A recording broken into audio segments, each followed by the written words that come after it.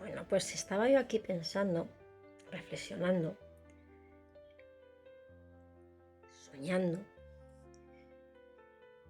sobre el dinero, la libertad.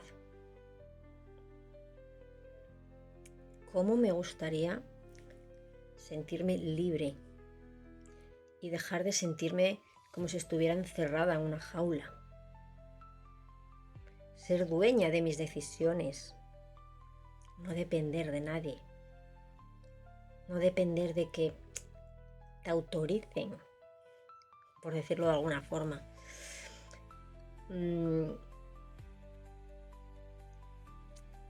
encantaría encontrar mujeres soñadoras, con ganas de soñar, de sentirse libres también, de poder trabajar juntas para conseguir esos sueños, esa libertad.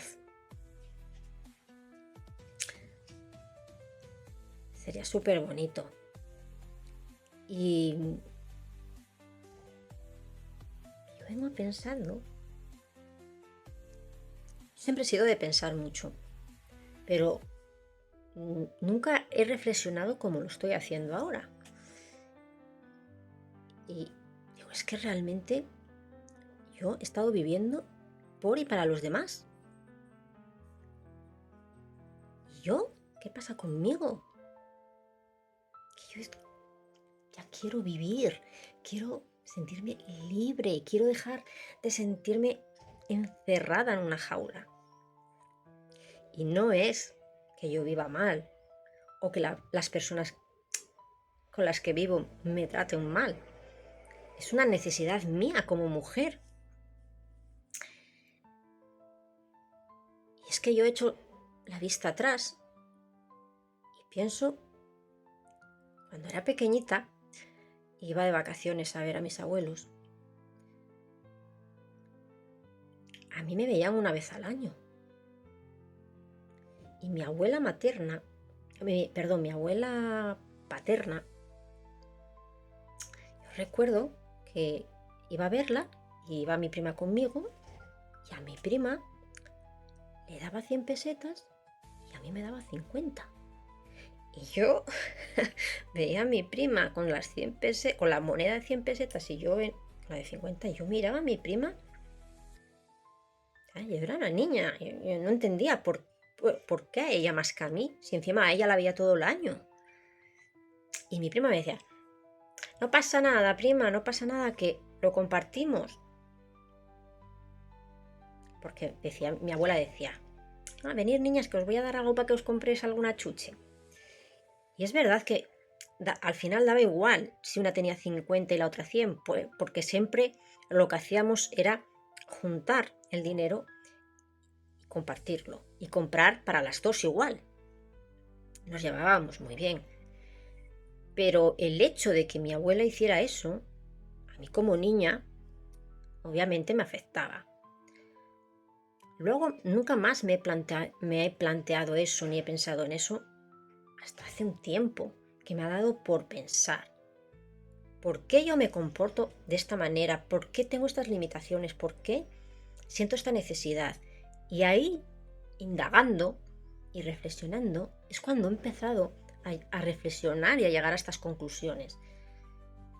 Y ostras, es que ya cuando era una niña ya me estaban limitando, ya me estaban haciendo de menos.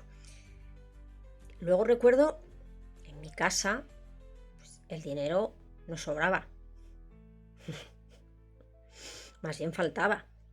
Yo recuerdo cómo mi madre me daba la cesta, la típica cesta de mimbre, que era más grande que yo la cesta, y me decía que tenía que ir a hacer la compra antes de irme al colegio. Y me decía, bueno, tienes que comprar esto, ta. Le dices a la señora de la tienda que lo apunte, que ya cuando cobre se lo pago. Claro, así un día, otro y otro, cuando llegaba, al final, cuando cobraba y le pagaba, pues a los 2 días volvíamos a estar igual. Entonces yo recuerdo que para desayunar, lo que para otros niños era lo normal, su colacao con sus galletas, para mí el día que había galletas era un lujo, porque yo desayunaba colacao con el pan duro que había sobrado del día anterior.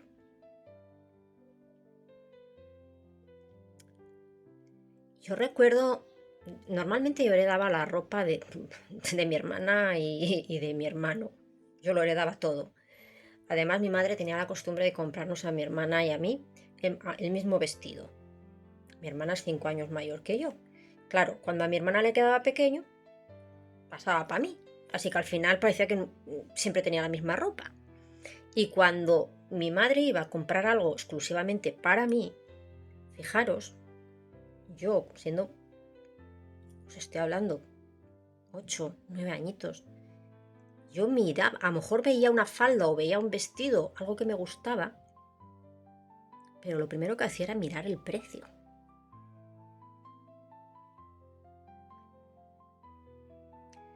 Y si a mí me parecía que era caro, cuando mi madre me preguntaba, ¿te gusta? ¿Te gusta este? No, no, no, no, no. No, porque a mí me parecía caro. Y no quería que mi madre se gastara ese dinero. Y mi madre me decía, no, si te gusta este, tú dímelo, el que te guste. Pero yo era tan... Tuve que ser una niña tan adulta que yo era consciente de la situación de mi madre. Entonces yo sabía que para mi madre eso era un esfuerzo enorme. Entonces, no te preocupes, mamá. Llegaba Reyes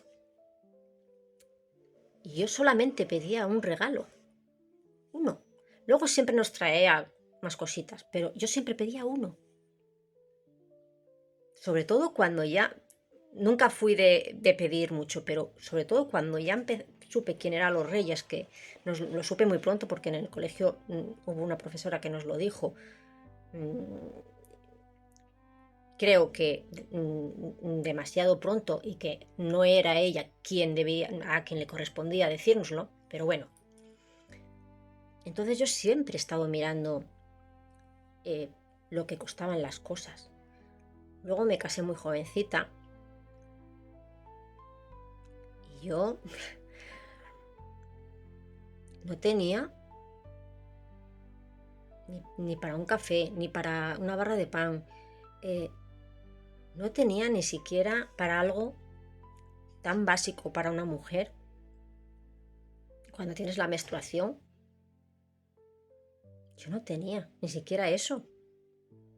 Yo recuerdo que me ponía toallas.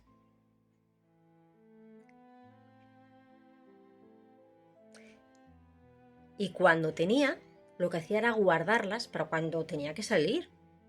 Y estando en casa, me ponía toallas. Porque sabía que me iba a volver a quedar sin ellas.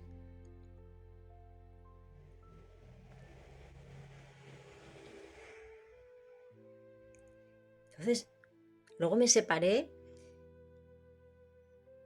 y tenía muy poco dinero para sacar a mis hijos adelante. El papá no colaboraba. Y no alcanzaba. Entonces, yo lo primero que hacía era comprar, llenar la nevera y el congelador, y iba tirando de ahí, iba tirando de ahí. Y cuando iba acercándose el final de mes, la que se quedaba sin comer era yo. Mis hijos no se podían quedar sin comer. Pero yo sí me quedaba sin comer. Conclusión. Toda la vida he estado viviendo en la miserable carencia, sintiéndome encarcelada. Y tengo ganas de dar un golpe en la mesa y decir, basta, quiero sentirme libre, quiero vivir, ser dueña de mi vida y de mis decisiones. Si tú te sientes como yo, te identificas, escríbeme.